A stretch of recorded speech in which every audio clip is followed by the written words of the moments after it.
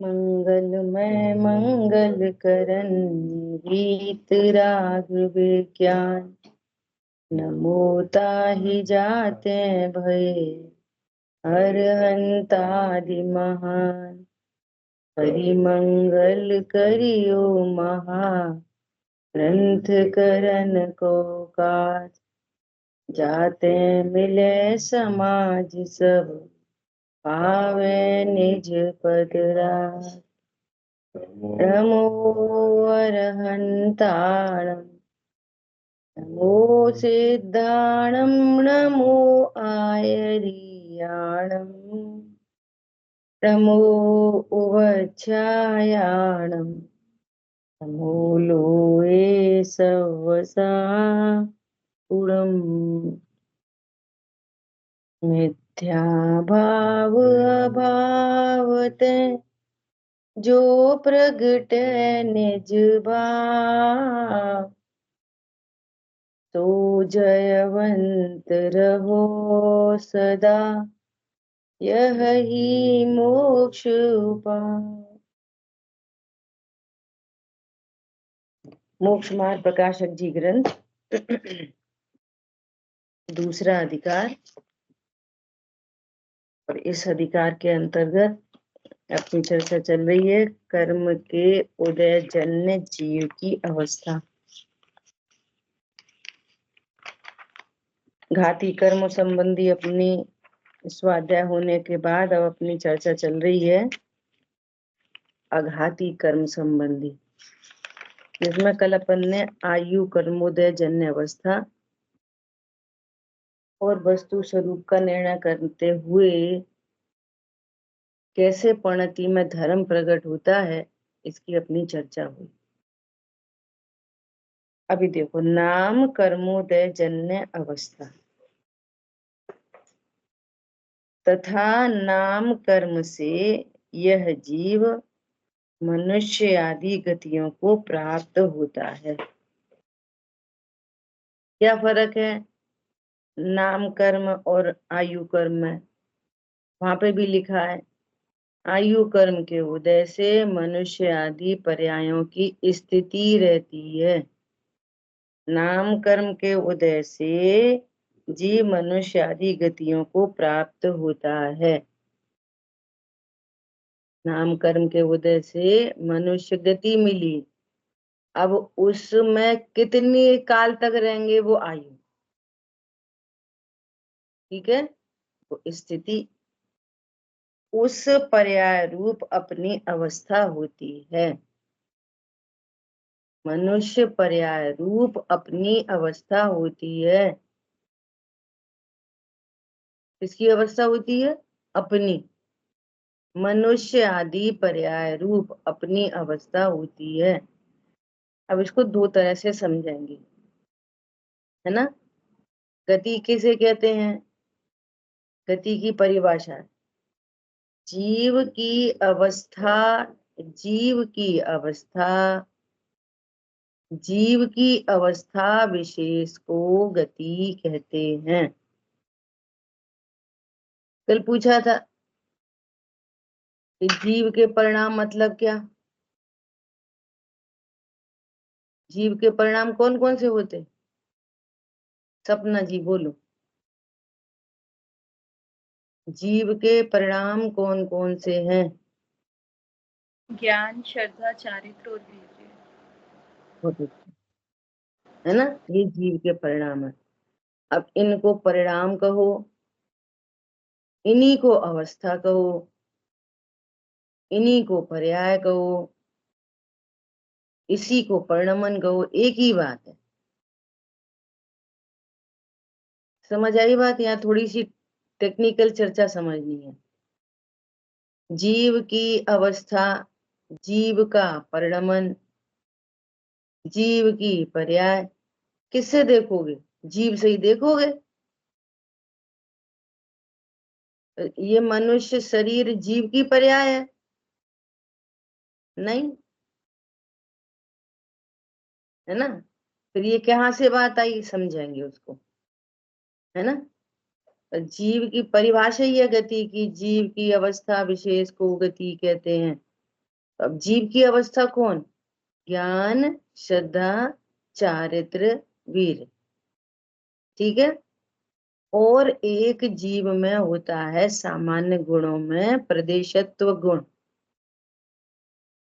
कौन सा होता है, प्रदेशत्व गुण, जिस गुण के कारण जीव का कोई ना कोई आकार होता है।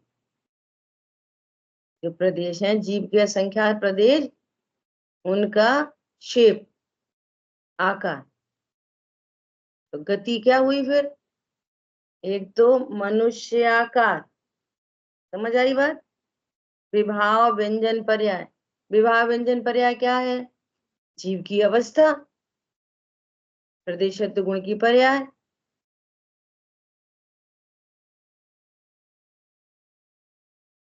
अरे बात ख्याल में,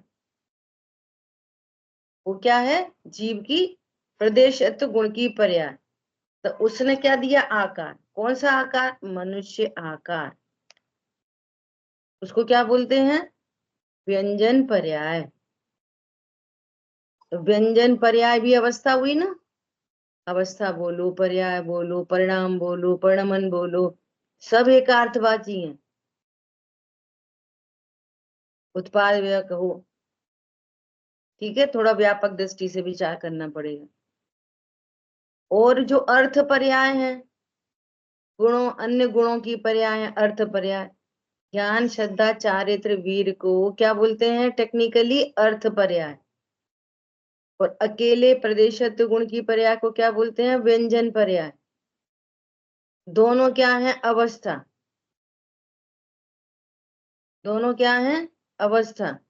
तो एक तो वो आकार, और दूसरा मनुष्योचित परिणाम।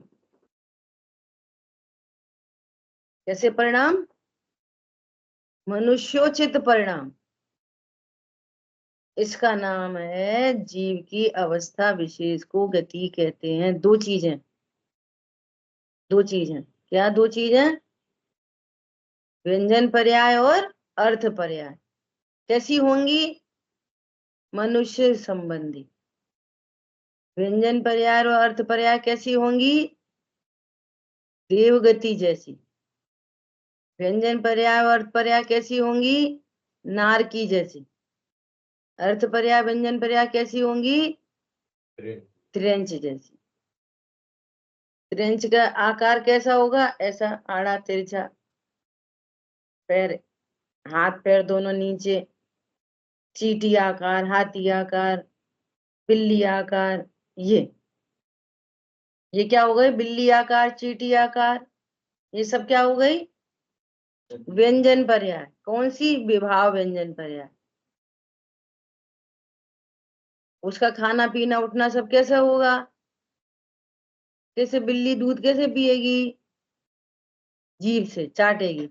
मनुष्य दूध कैसे पिएगा, ग्लास में हाथ में पकड़ के। अस्तिभुक संक्रमण की बात की थी ना पहले, गति बनती रहती है फिर उदय में आती रहती है। तो कभी कभी ऐसा होता है ना कि ऐसे नमकीन रखी है प्लेट में, या हाथ में ली वैसा खाते, तो समझ लो ये वो चल रहा है, स्थिभुक संक्रमण। आई बात ख्याल में।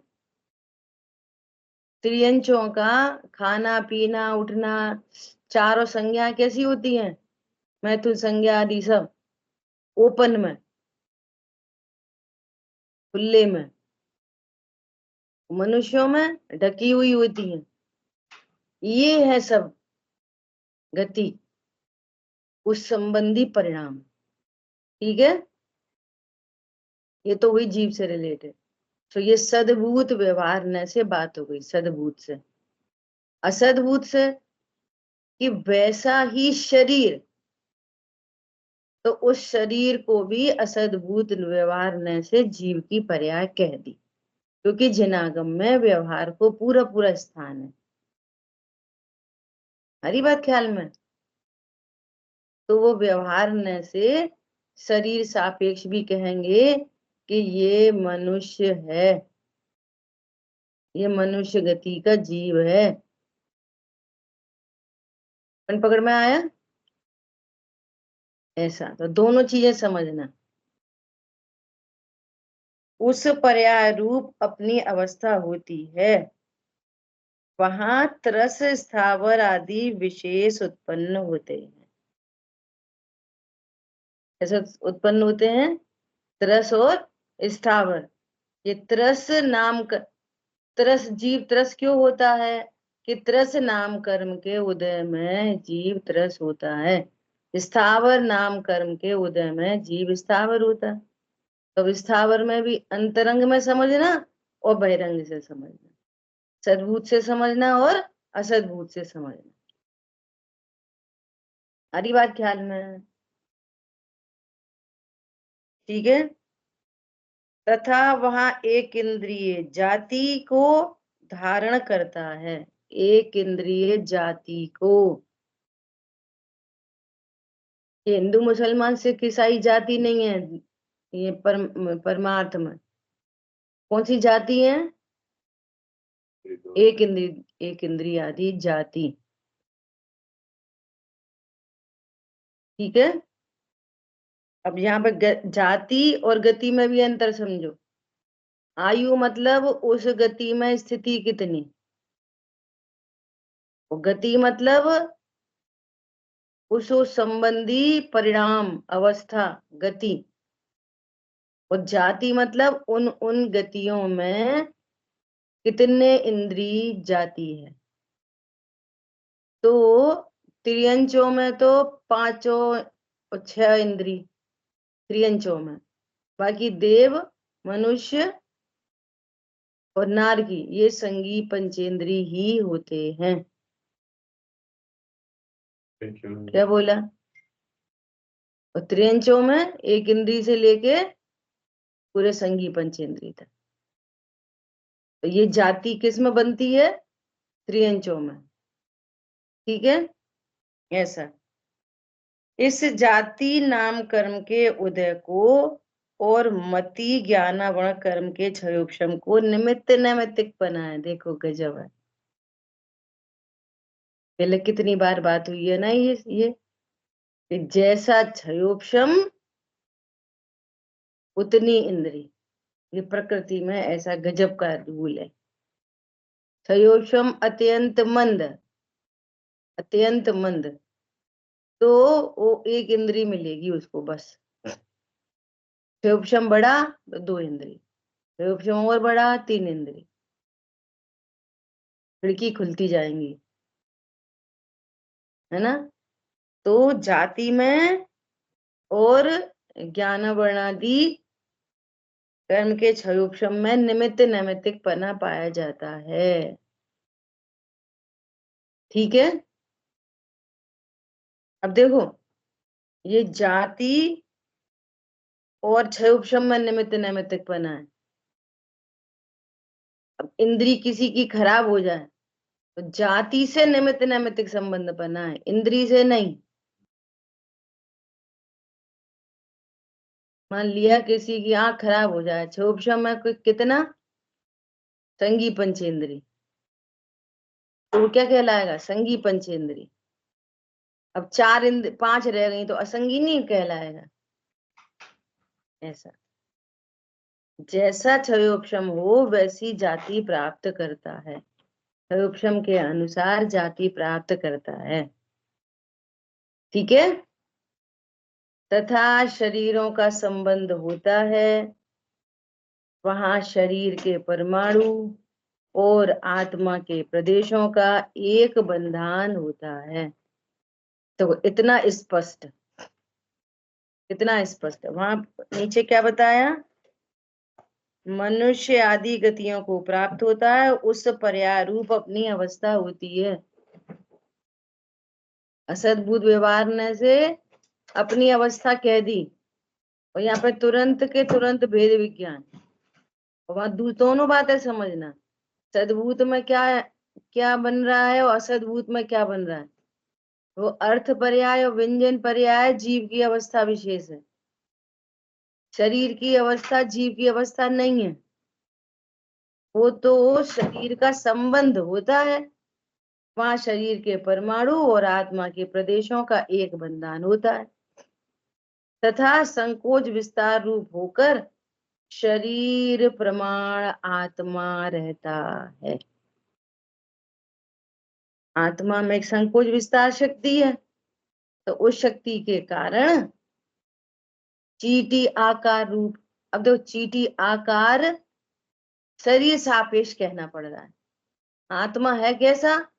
अपनी व्यंजन पर्याय आकार, चीटी आकार नहीं। अब ये व्यवहार ने कितना मजबूर, मतलब कितनी मजबूरी है व्यवहार ने का प्रयोग करना। क्या बोलेंगे? चीटी आकार, हाथी आकार है कौन? आत्मा अपने विभाव व्यंजनाकार रूप। तो अब वो अमूर्तिक है, अब वो कैसे बताएंगे? कैसे बताएंगे? तो हाथी आकार कहना पड़ेगा। हाथी आकार तो पुद्गल का है, तो पुद्गल के परमाणु है हाथी आकार। आत्मा के प्रदेश थोड़ी हैं, आत्मा के प्रदेश तो अपने अमूर्तिक आकार है। फिर भी कैसी मजबूरी है? कल बहुत शाम को चर्चा आई, अब गाथा ही आ रही है किसकी? व्यवहार चारित्र की गाथा ही आ रही है। निश्चय चारित्र का लक्षण बता दिया, स्व शुद्धात्माभिमुख परिणाम, शुद्धोपयोग रूप परिणाम, वीतराग लक्षण वाला निश्चय चारित्र। अब इसके साथ का व्यवहार चारित्र कहते हैं, सराग चारित्र, व्यवहार चारित्र। तो क्यों कह रहे हो व्यवहार चारित्र? क्यों कह रहे?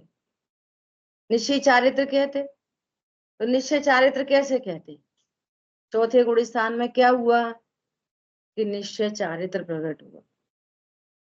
पांचवें में कि निश्चय चारित्र, छठवें सातवें में कि निश्चय चारित्र। पॉइंट पकड़ में आया? नहीं तो वो बताओ कैसा होता है कि वो आनंद रूप पांचवें में और आनंद रूप। नहीं कुछ तो बताओ, आनंद रूप तो है, कुछ तो बताओ। तो अब निश्चय के बारे में क्या बताएंगे? नहीं और बताओ, समझ में नहीं आई। चौथे में भी आनंद, पांचवें में भी आनंद, छठवें सातवें भी आनंद, और बताओ। तो अब और किधर से बताएंगे? उधर से, अजीब और आश्रम से। देखो गजब की बात। अरे जो सम्यक दृष्टि होते हैं वे कैसे निशंकित होते हैं, उनको देव शास्त्र गुरु की मूर्ता नहीं होती, न लोक मूर्ता नहीं होती। किधर से बता रहे हैं? अजीब और आश्रम। तो जो निशंक होते हैं, है ना, और जिनको मूर्ता नहीं होती, वो सम्यक दर्शन का लक्षण है। सम्यक दर्शन तो आत्म श्रद्धान का नाम है, और आत्म श्रद्धान का नाम है। फिर भी बता किससे रहे? 8 अंग से। समझ में आ रही बात? दो कषाय चौकड़ी का भाव की भीतर आता, पंचम गुण स्थान है। क्या हुआ? आनंद की ओर वृत्ति हुई।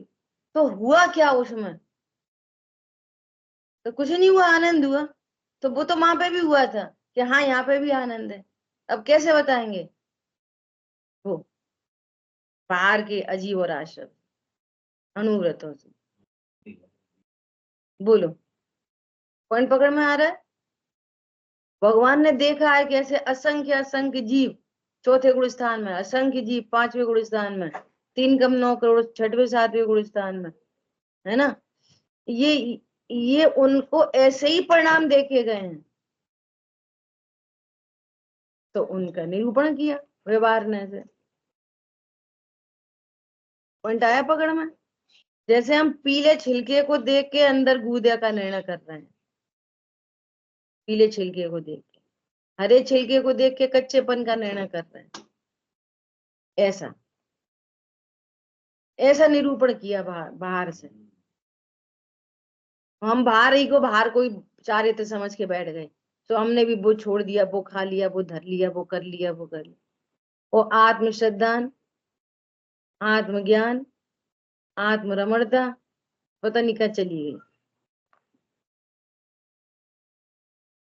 समझ आई बात? कल बात की थी ना कि क्षमा क्या है कि आनंद, मार्दव क्या है आनंद, आर्जव क्या है आनंद। अब इनमें डिफरेंशिएट कैसे करें? तो कल क्या हुआ, लास्ट ईयर 10 लक्षण पर में वहां गए थे ना जयपुर, भाई जी के समागम में। तो मैंने वो डायरी पलटी अपनी, तो आज जब धर्म खुला तो पता उसमें क्या लिखा था हेडलाइन में, अब उस आनंद की चर्चा तीसरे प्रकार से करते हैं। उसी आनंद की चर्चा चौथे प्रकार से करते हैं, उसी आनंद की चर्चा 10वें प्रकार से करते हैं। प्रकार बदल गए, है वही आनंद। अब उनको, अब जैसे जैसे धर्म एक है ना, धर्म एक है, आत्मरमणता धर्म है, सम्यक चारित्र धर्म है, एक ही है वो। इसी प्रकार सेम टू सेम दुख भी एक ही है, सेम टू सेम। जो मिथ्या चारित्र है ना, स्वरूप का ज्ञान नहीं, स्वरूप का विश्वास नहीं, तो स्वभाव का आनंद नहीं। तो जो स्वभाव का आनंद नहीं है वो ही दुख है।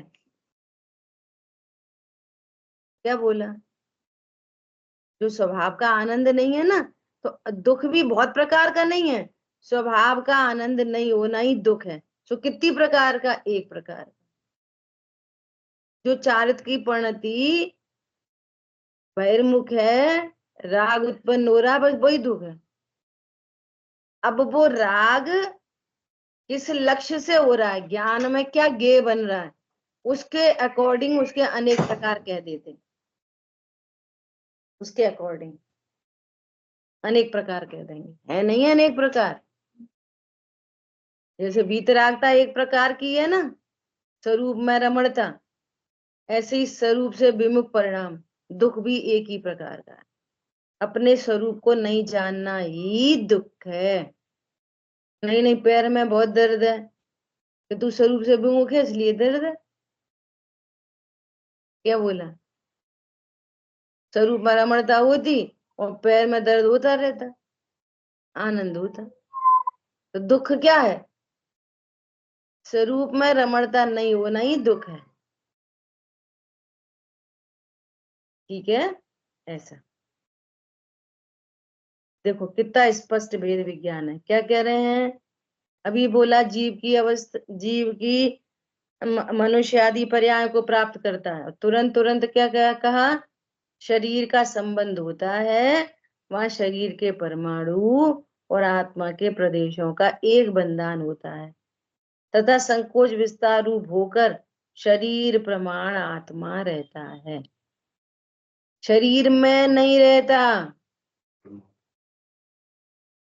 शरीर में आत्मा नहीं रहता। जैसे डिब्बा में चीनी रहती है ना, ऐसे आत्मा नहीं रहती। क्या बोला? आज शरीर में आत्मा नहीं रखी, जैसे डिब्बी में हीरा रखा रहता है, उदाहरण दिए जाते हैं बस। देह देवल में देव है, एक क्षेत्राव का संबंध है बस। शरीर शरीर में रहता है और हीरा हीरे में रहता है। ऐसा नहीं है ऊपर पैकिंग है, अंदर आत्मा रखी है कहीं पे, यहाँ पे कहीं पे हीरा जैसी, और फिर ये ऊपर पैकिंग है। ऐसे नहीं है, दूध पानी की तरह मिले हैं एक बंधन। जैसे सोना चांदी को एलॉय बना दो और पिघला के कर दो, हर प्रदेश पे सोना होगा, हर प्रदेश पे चांदी, ऐसा। ठीक है, दूध पानी की तरह जीव और शरीर ऐसे ऐसे रहते हैं, शरीर अपने में और आत्मा अपने प्रदेशों में। ठीक है, वो तो आकाश के प्रदेशों की अपेक्षा से कहते हैं एक क्षेत्र होगा। ठीक है, तथा नो कर्म रूप शरीर के अंगोपांगादि के योग्य स्थान प्रमाण सहित होते हैं। देखो गजब है। नो कर्म रूप शरीर के अंगोपांग कहाँ पे होंगे? योग्य स्थान सहित। ये सब नामकर्म की डिजाइन पूरी नामकर्म।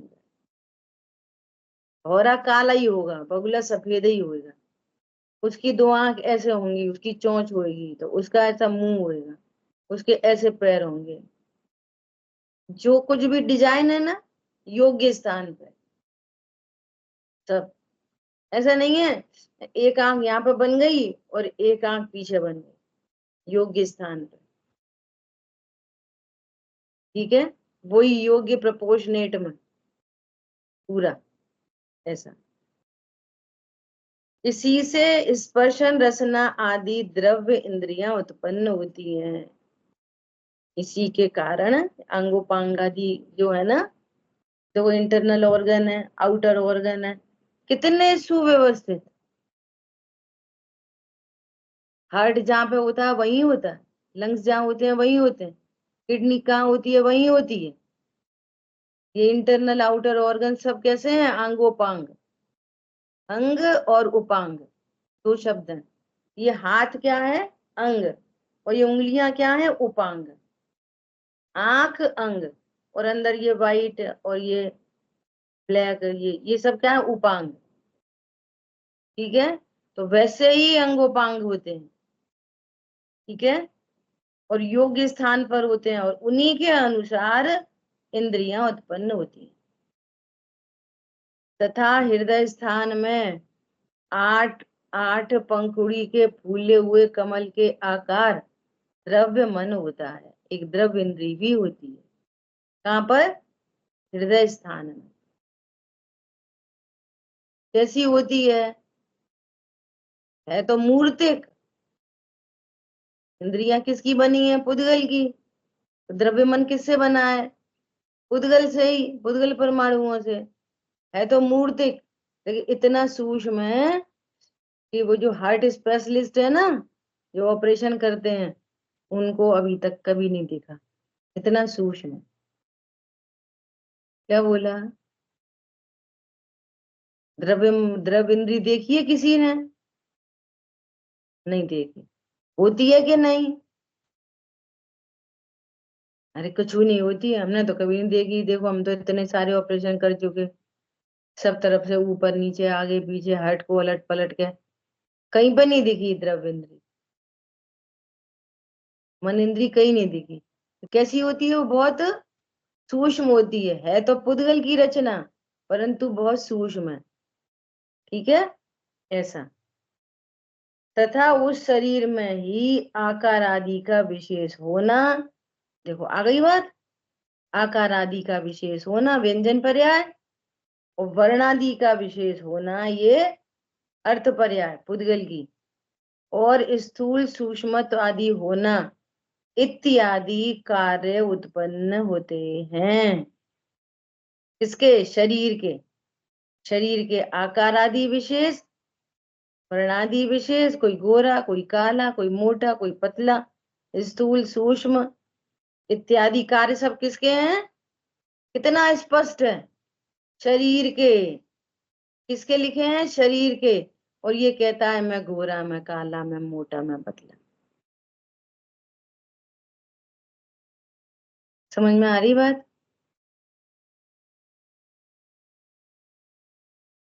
तथा उस शरीर में ही आकार आदि का विशेष होना, वर्णादि का विशेष होना, स्थूल सूक्ष्मादि का होना इत्यादि कार्य उत्पन्न होते हैं। सो वे शरीर रूप परिणमित परमाणु इस प्रकार परिणमित होते हैं। शरीर के परमाणु परमाणु परिणमित होते हैं। ये आत्मा के प्रदेश। बोलो। अब देखो किसी गजब की बात, कि कोई मोटा हुआ, है ना, शरीर मोटा हुआ, स्थूल हुआ, तो वैसा फैला, स्थूलता से फैला, तो आत्म प्रदेश भी फैल जाएंगे उतने। हमेशा रहेगा देह प्रमाण।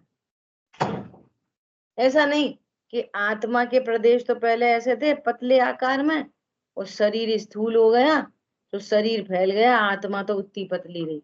तो जितना उसमें क्या दोष आएगा कि जितना वो शरीर फैला ना, तो वो ज्ञान से शून्य होने के कारण वहां कोई सेंसेशन नहीं होएगा। फिर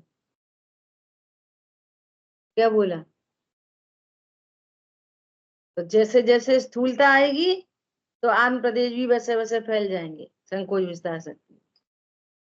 और सूक्ष्मता आएगी, पतला होएगा, तो ऐसा नहीं है कि शरीर पतला हो गया और आत्मा प्रदेश शरीर के बाहर निकल गए, वे तो पहले से फैले थे, शरीर ऐसे हो गया अब उधर बाहर फैल गए, नहीं, वो भी संकोच को प्राप्त हुए। ठीक है, बच्चे का आकार बढ़ता चला जा रहा है, तो आत्मा के प्रदेश भी उसी उसी उसमें फैलते चले जाएंगे, है ना। मान लीजिए किसी का हाथ ही कट गया, इतना हाथ कट गया, तो आत्मा के प्रदेश नहीं कट के टूट जाएंगे साथ में उसके? क्या बोला? क्या होएगा? उतने प्रदेश पूरे इधर संकोच हो जाएगा ऊपर, न बाहर, तो न बाहर निकले रहेंगे, न हाथ के साथ कट जाएंगे, संकोच हो जाएगा, ऊपर उतने में हो जाएंगे। कैसे? ऐसे संबंध है निमित्त निमित्त। ठीक है, अब सुनो, अब ये सब नाम कर्म का कार्य चल रहा है। ये सब जब प्रकृतियों में देखेंगे ना, तो ये इन अलग अलग प्रकृतियों के नाम मिलेंगे, शरीरांगोपांग, है ना, गति नाम कर्म। जैसे नरक, नरक गति, तो नरक गति, नरक गत्यानुपूर्वी, नरक गति नाम कर्म, नरक संबंधी आंगोपांग, ऐसे पूरे। फिर ऐसे स्वर्ग में, ऐसे मनुष्य में, ऐसा। तो ये सब अलग अलग नाम कर्म के उदयक ये सब कार्य है। तथा स्वाक्षोछवास और स्वर उत्पन्न होते हैं। देखो, स्वाक्षोछवास और क्या होता है?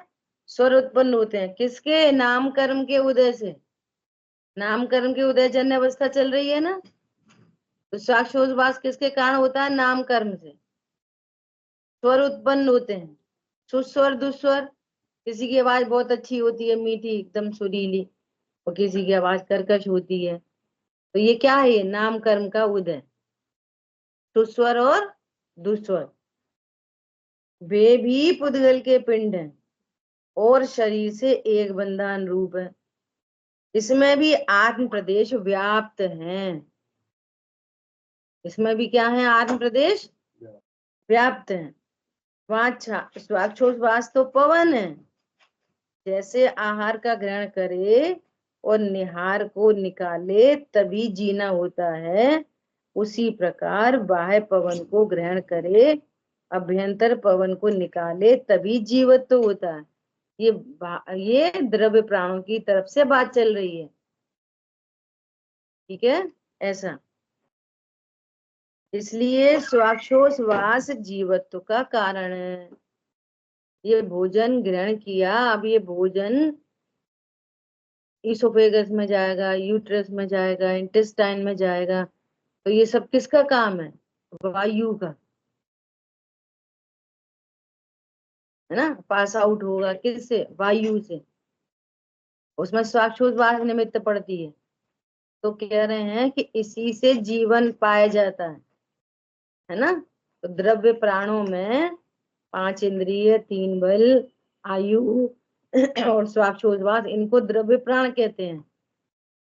मतलब द्रव्य प्राण मतलब, सुनो, द्रव्य प्राण का मतलब भी कि जिस जिस गति में है, जितनी आयु लेकर है, उस गति में उस आयु पर्यंत ये 10 प्राण व्यवस्थित रहते हैं, है ना। और अगर स्वाक्षोछवास गई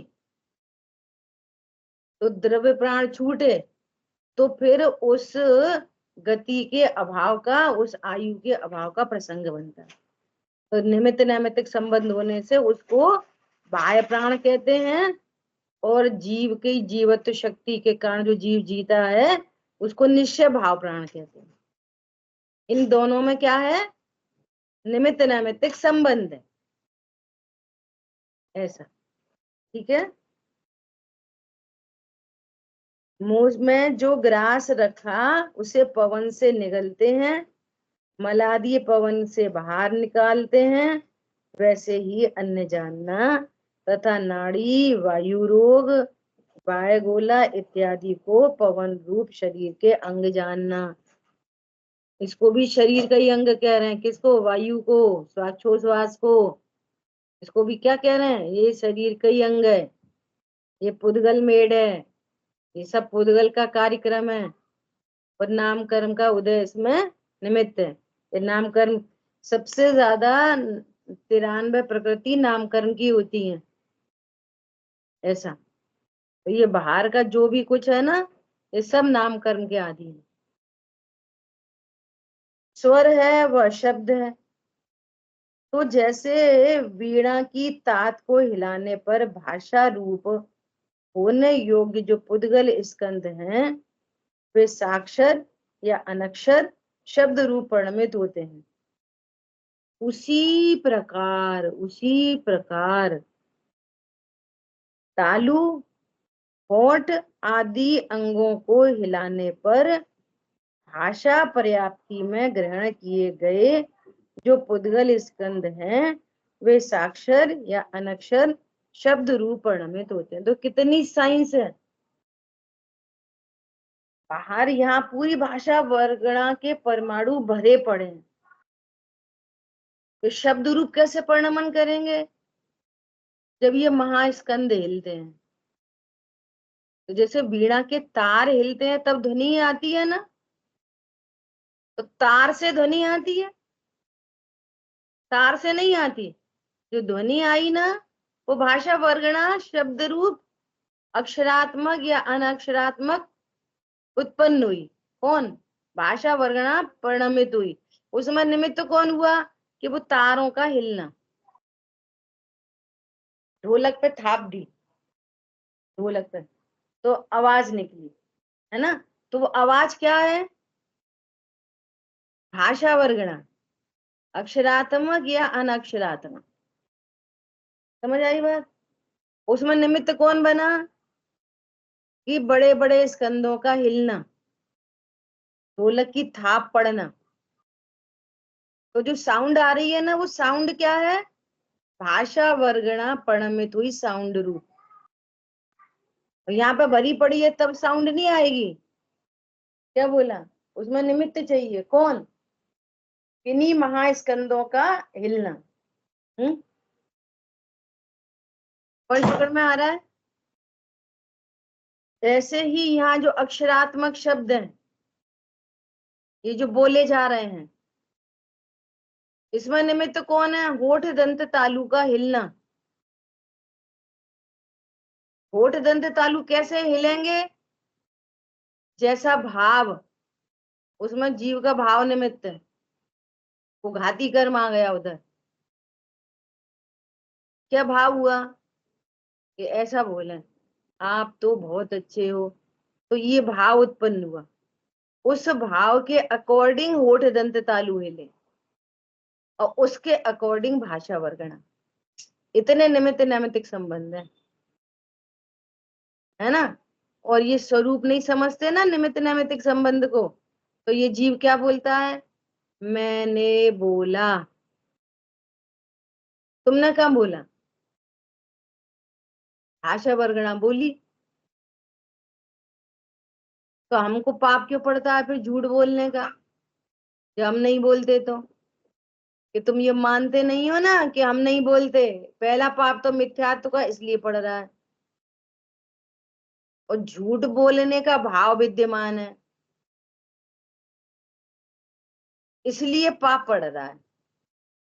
महापाप इसलिए पड़ रहा है कि मैं बोल सकता हूँ। इससे तो महापाप जो जो भाषा वर्णा का कार्य है, उस पर के कार्य को अपना कार्य जाना, तो ये महापाप तो पहला ये उत्पन्न हुआ, है ना। और ये महापाप में ही एक दूसरा प्ररूप है कि पर पदार्थ में ले लिए लाभकारी है, ये भी महापाप है कि तेरे लिए तो कोई पर पदार्थ का लाभकारी नहीं होता, तो उसको चाहने के चक्कर में झूठ बोल दो। ये चारित्र मोह है, वो दर्शन मोह है और ये चारित्र मोह, झूठ बोल दो। तो पाप इसका पड़ता है, बोलने का पाप नहीं पड़ता। बोलती तो भाषा वर्गणा है, तो उस परिणाम के अकॉर्डिंग होठ दंत तालु हिलेंगे। क्या तो क्रोध का परिणाम आएगा ना, तो कैसे भाव, कैसे शब्द आएंगे, बिल्कुल बेवकूफ कहीं का। तो होठ दंत तालु कैसे हिलेंगे, जिसमें से ऐसी वाली आवाज में निमित्त बने, बेवकूफ कहीं का। समझ में आ रही है? अरे तुम तो बहुत गुड गर्ल हो। तो भाव कैसा है, मंद कषाय का। बोलने का भाव क्या है, बहुत अच्छे हो। तो होठ दंत तालु कैसे हिलेंगे, ऐसी भाषा वर्णा पर्ण में तो तुम बहुत अच्छे हो। फिर भी बोला किसने, शब्द रूप कौन परिणमित हुआ, जीव की भाषा वर्गणा, भाषा वर्गणा। और समझा क्या, मैंने बोला। उसमें निमित्त कौन था, ओठ दंत तालु। बेबी कौन है, पुद्गल। बेबी कौन है, पुद्गल। और उसमें निमित्त कौन है, कि जीव का भाव।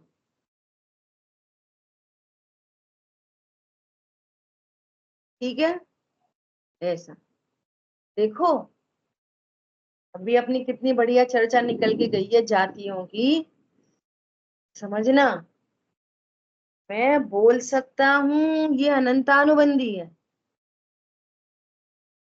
और झूठ बोलने का भाव है ना, वो अप्रत्यक्ष है। मैं बोल सकता हूँ, ये अनंतानुबंधी है।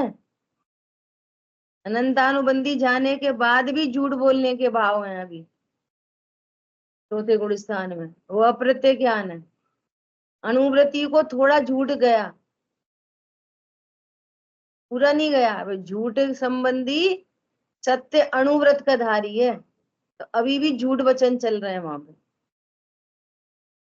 सत्य महाव्रत के धारी तो मुनिराज हैं। हम ये पकड़ते हैं, अब हम झूठ नहीं बोलेंगे। अरे तू, यही तेरा महाझूठ है कि मैं झूठ नहीं बोलूंगा। यही अनंत अनुबंधी है कि मैं झूठ नहीं बोलूंगा। क्या समझ में आई? मैं अब कभी झूठ नहीं बोलूंगा, मैं कभी झूठ नहीं बोलता। यही तो अनंत अनुबंधी है जो तत्व विचार नहीं होने दे रहा। क्या बोलना भाषा वर्गना है, और तुम जीव हो, वो अजीव तत्व है, जीव तत्व है। जो जीव तत्व अजीव तत्व आशा तत्व में भेद नहीं डाल पा रहा, यही तो अनंत अनुबंधी है। झूठ बोलने का भाव अनंत अनुबंधी नहीं है, वो तो अप्रत्यय खान में भी जाता है। अनंत अनुबंधी क्या है, मैं बोल सकता हूँ। अतत्व श्रद्धान, अतत्व श्रद्धान अनंत अनुबंधी है। क्या बोला, पत्नी बच्चों से प्रेम अप्रत्यख्यान है। क्या कहा, वो ये मेरे पत्नी बच्चे हैं, ये अनंतानुबंधी है। समझ में आ रही है बात? पत्नी बच्चे किसके हैं, मेरे। ये घर किसका है, मेरा। ये अनंतानुबंधी है, अतत्व श्रद्धा। ये अतत्व श्रद्धान है ना, ये अनंतानुबंधी। ये तत्व श्रद्धान, जीव को जीव जाने, अजीव को अजीव जाने, अपने को अकर्ता जाने, ज्ञाता जाने, सो नहीं जान पा रहा, ये अनंतानुबंधी। और ऐसा जानने के बाद भी पत्नी से प्रेम है, माता पिता से प्रेम है, देवशाह गुरु से प्रेम है, यह अप्रत्यक्ष ज्ञान जाती है। लेकिन तत्व श्रद्धान पूरा है कि ये परद्रव्य मेरा नहीं हो सकता, मेरी कोई पत्नी वतनी नहीं होती। ऐसा होने पर भी प्रेम है, मेरी पत्नी नहीं है तो भी प्रेम है, एक द्रव्य दूसरे द्रव्य का नहीं होता तो भी प्रेम है, वो अप्रत्यक्ष ज्ञान। क्या करें, वही त्याग नहीं होने देता। भाषा आई थी ना, त्याग नहीं होने देता। स्व प्रत्याख्यान, किंचित त्याग होने दे, स्वधारा संतोष व्रत आ गया, फिर स्वपत्नी का भी त्याग हो गया, अब ये किंचित त्याग होने दे रहा, तो सर्वथा त्याग हो गया, ना उसके बारे में सोचेंगे ना विचार करेंगे कुछ, ये महाव्रती हो गए, पूरा त्याग होने दे सकल चारित्र। जातियां समझ में आ रही है? और पत्नी मेरी है ये अनंतानुबंधी, पत्नी मेरी नहीं है पर त्याग नहीं हो पा रहा, अप्रत्याख्यान, किंचित त्याग हुआ, ब्रह्मचर्य धारण कर लिया थोड़ा सा, कोई कोई दिनों में ब्रह्मचर्य का बिल्कुल कट्टरता से त्याग, ऐसे कर घटित करना, ठीक है। देखो क्या बोल रहे हैं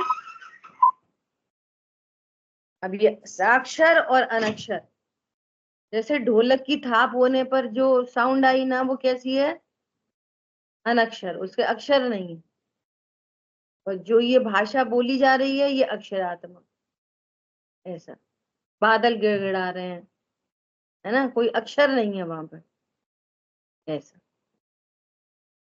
तथा शुभ अशुभ गमनादि होते हैं, देखो गमनादि भी कैसे होते हैं? शुभ अशुभ। एक गमन होता है देखने से ही अच्छा लगता है, और एक टेढ़ी मेढ़ी चाल है।